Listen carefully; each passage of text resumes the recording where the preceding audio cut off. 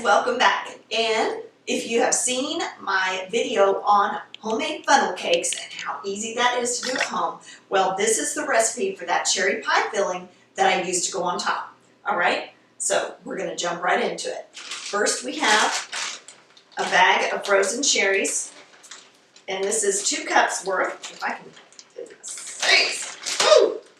Want to fight me today.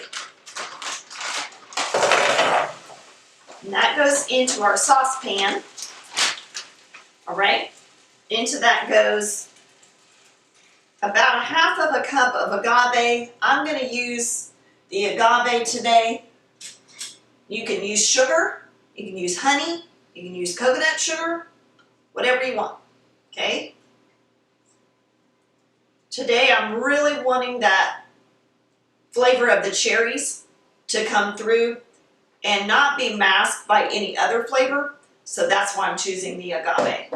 All right, into that, a little bit of lemon juice. The dark cherries are so flavorful and juicy, and when they're frozen like that, they're at their peak of ripeness, so they don't have a lot of tartness to them. Little tiny pinch of salt, and our Minute Tapioca.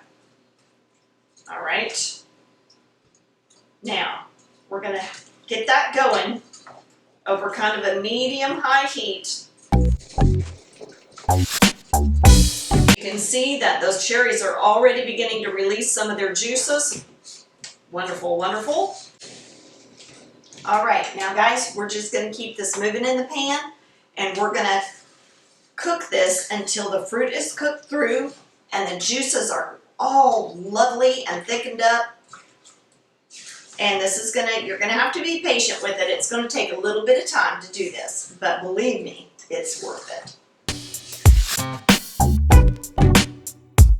Guys, I know that looked weird, but what I'm doing is I'm putting just the tiniest bit of almond extract, pure almond extract, into my fruit. And I wanted just a trace flavor of it. And that's why I dipped a clean toothpick into the bottle and then swiveled that into the fruit.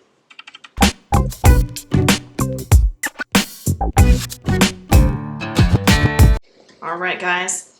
Now we're looking for this to come up to a good rolling simmer, okay? So we're just bringing that heat up gradually and keeping it moving in the pan because we don't want it to scorch.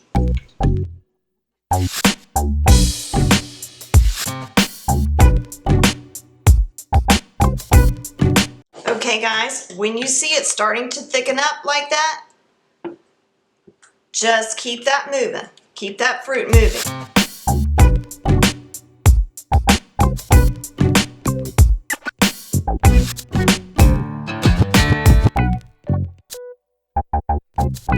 The thickness is achieved, and you are ready to put that on the top of your homemade funnel cakes. Okay guys, our cherry pie filling is done and ready. Don't forget to check out the video on the homemade funnel cakes because this is going on those. All right? And by the way, if you haven't had something like this on top of vanilla ice cream, you have not lived in this world yet. I'm telling you, it's so good. And guys, also, if you haven't already subscribed to the channel, please do that for us. That's helping us out so much. And we love bringing these things to you like homemade cherry pie filling, sugar alternative, and all the other wonderful things each and every week. And we'll see you next time on Things Tina Does.